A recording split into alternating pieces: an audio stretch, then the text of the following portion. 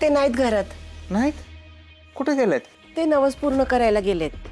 हाय का, ती नवस पूर्ण करायला गेले. तुमची तब्येत नीट नाही, लालजींचा पत्ता लागा नाही, सगळंच गोंधळ झालाय बघा. कसं व्हायचं? तुम्ही काहीतरी खाऊन घ्या बरं. हाय, काय खायची इच्छा नाही माझी. असं कसं? काहीतरी खाऊन घ्या, तब्येतीकडे बघा, जावायचं तरी मान राखा. मला एक सांगा, लालजी जेव्हा इकडं आल्या होत्या तेव्हा बॅग पिशवी असं काही घेऊन आल्या होत्या का? का काही आणणार होती का?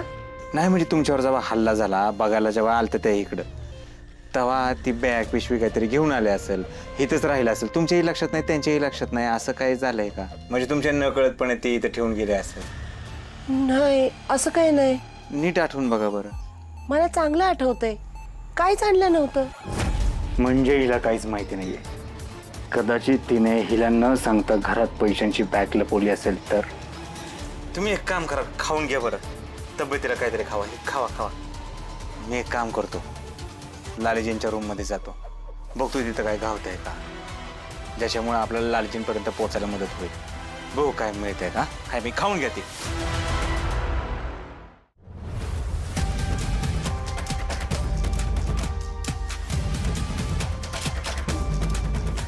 सासूबाई, तात्या घरी कधी येणार आहेत? अजून 4-5 दिवस लागतील म्हणालेत. 2-4 दिवस? एवढे दिवस नव्हतं थांबायला पाहिजे बरं का त्याने तिकडं. माझंच चुकलं, मीच पाठवलं त्यांना.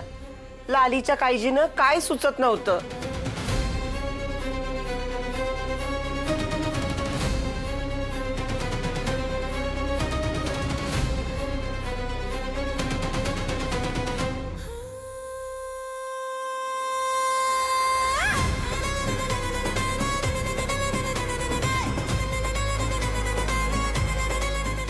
लालीचे पैसे तर नाही सापडले, दागिने सापडलेत.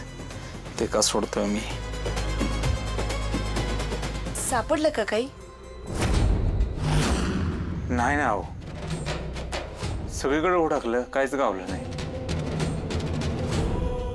मी काय म्हणते जावई बाप, पाणी मिळेल का? आणते.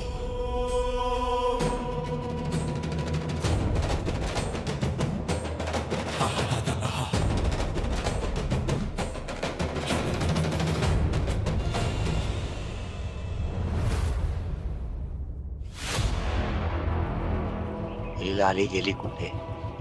माझ्या घरी नाहीये, लालीच्या घरी नाहीये, पोलीस स्टेशनला सुद्धा नव्हती, गावात कुठे दिसत नाही. गेलीये कुठे?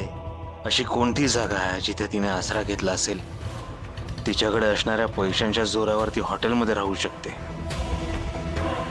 कुठेही राहू शकते.